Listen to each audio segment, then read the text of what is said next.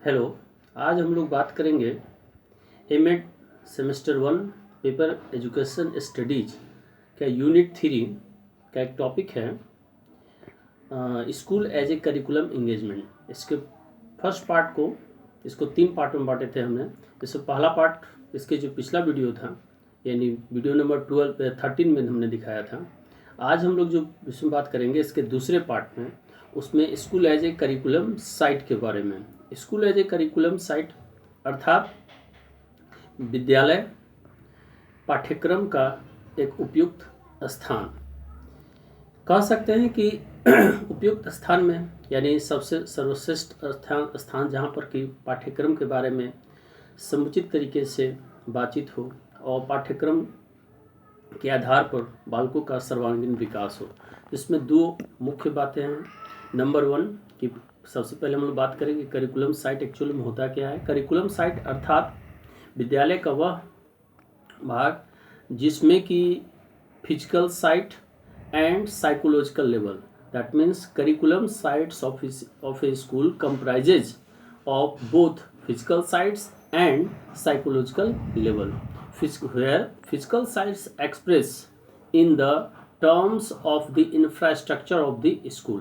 Physical site यानी भौतिक स्थान जो है वह विद्यालय की बनावट को प्रदर्शित करता है, जबकि साइकोलॉजिकल लेवल यानी मनोवैज्ञानिक स्तर look at the relationship, that means teacher student relation, student student relation, teacher administration relation and teacher teacher relation.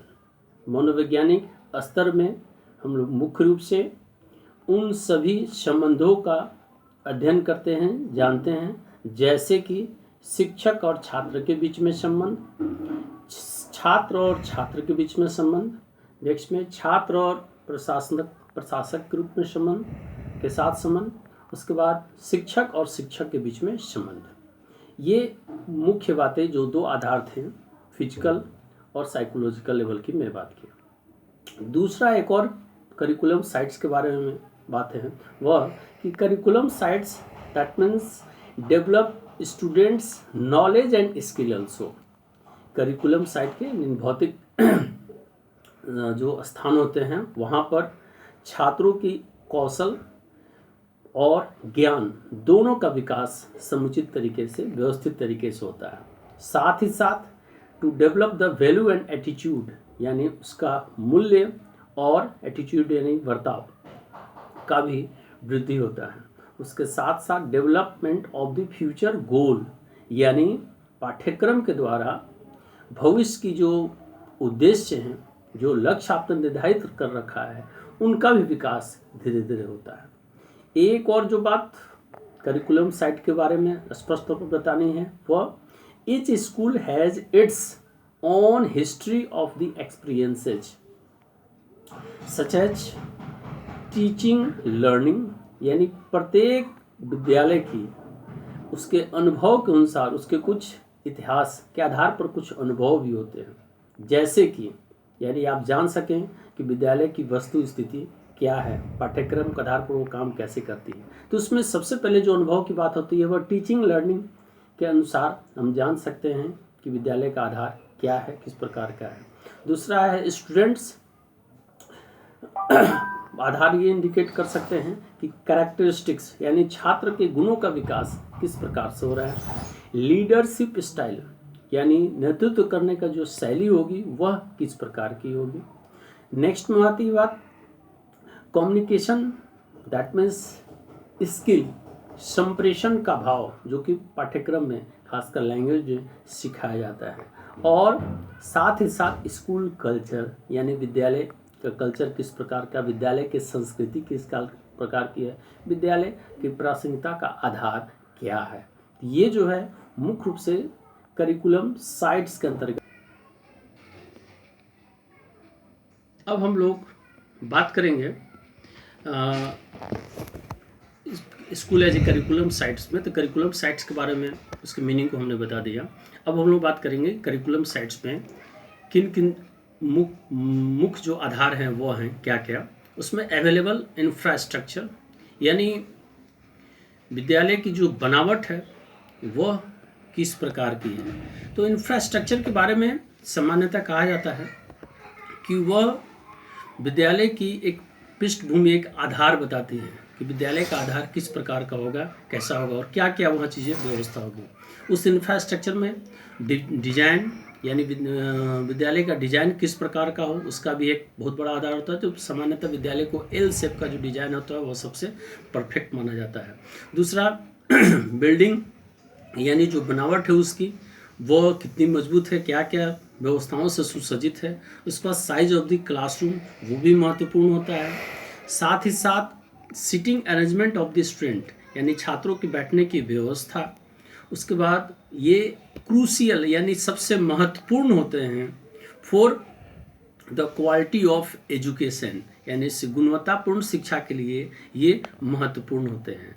साथ ही साथ ये टीचिंग लर्निंग को इन्हांस करने में यानी टीचिंग लर्निंग की क्वालिटी को वृद्धि करने में महत्वपूर्ण भूमिका निभाते हैं। साथ ही साथ स्पेशियस क्लासरूम यानी समुचित जगह, बृहद स्तर पर क्लासरूम या जो क्लासरूम बड़े हों तो छात्र में सिटिंग अरेंजमेंट में किसी तरह की कठिनाई नहीं होती है और क्लासरूम की जो छोटी मोटी गतिविधियां होती हैं उसको बहुत ही आसानी से कराया जा सकता है और एक लर्निंग एनवायरनमेंट का निर्माण होता है।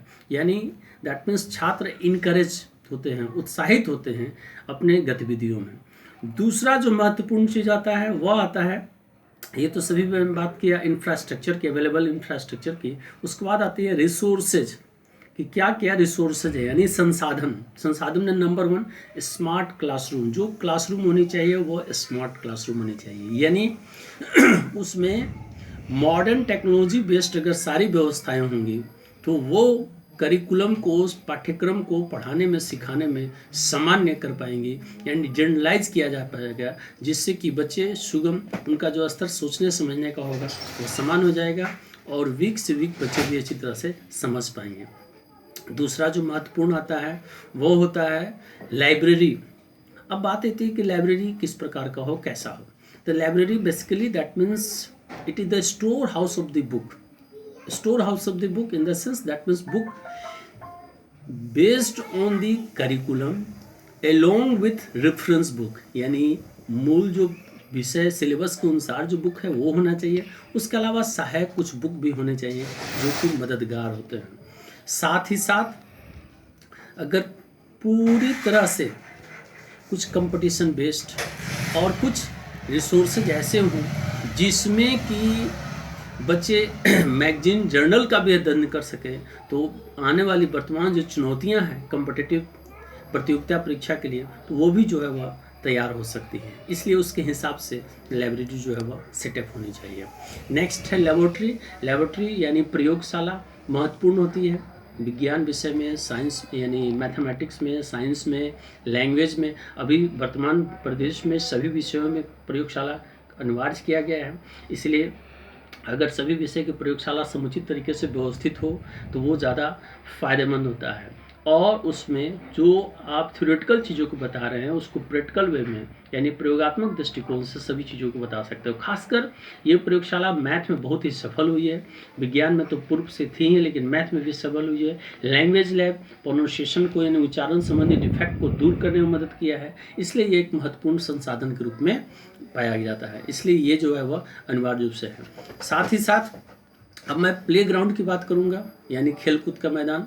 बच्चे का जो स्ट्रेस है उसको कम करने के लिए बहुत ज़रूरी है। प्ले ग्राउंड में तरह तरह की नीड यानी जो उनकी आवश्यकताएं होती हैं बच्चों की, वो सभी चीज़ों को वो वहाँ पर प्राप्त कर सकते हैं यानी स्ट्रेस को दूर कर सकते हैं प्ले यानी खेल के द्वारा। साथ ही साथ कभी कभी खेल में शिक्षा प्राप्त करने का भी आधार होता है तो उसको भी आसानी से हम सीख सकते हैं। और सबसे महत्वपूर्ण बात ये होती है कि जो मोनोटोनस वर्क यानी कंटिन्यू जो पढ़ाई कर रहे होते हैं तो दिमाग जो है वह कभी कभी विचलित हो जाता है, पूरी तरह से कंसंट्रेशन यानी ध्यान जो है नहीं लगा पाते हैं। तो ध्यान लगाने के लिए भी खेलकूद की आवश्यकता होती है। नेक्स्ट में हो गया last school culture and climate यानी विद्यालय की संस्कृति और विद्यालय का वातावरण। विद्यालय का जो कल्चर होता है वह एक अच्छे रिलेशनशिप, गुड रिलेशनशिप, एक अच्छे संबंध के ऊपर निर्भर करता है और सांस्कृतिक विरासत को बचाकर दिखाने में और उसका निर्वहन करने में महत्वपूर्ण भूमिका निभाती है, जिससे कि आप अपने जो पहले की जो घटनाएं हैं उसका डिस्कशन कर पाते हैं, बच्चों को समझा पाते हैं और संस्कृति का आदान प्रदान भी हो पाता है। साथ ही साथ कुछ ऐसे रिचुअल्स यानी संस्कार, कुछ ऐसे अनुष्ठान जिसको कि आप करा कर बच्चों को बता सकते हैं, कुछ ऐसे सेरेमनी एक्टिविटी कुछ होते हैं जिसमें कि बच्चे उस तरह की कस्टम, रीति रिवाज, उन सभी चीज़ों को वो समझ सकते हैं, जान सकते हैं और इसी से एक गुड इन्वायरमेंट, एक अच्छे इन्वायरमेंट का निर्माण होता है जो कि सोसाइटी का डेवलपमेंट में महत्वपूर्ण भूमिका निभाती है। तो ये पूरी जो बात मैंने बताया वह school as a curriculum sites में 3 पार्ट में हमने बताया, A B C. A available infrastructure, B में रिसोर्सेज और सी में हमने बताया आपको मुख्य रूप से स्कूल कल्चर एंड क्लाइमेट की। तो आप तीनों का अलग अलग पॉइंट नोट करेंगे और इसका अच्छी तरह से नोट्स तैयार करें। धन्यवाद।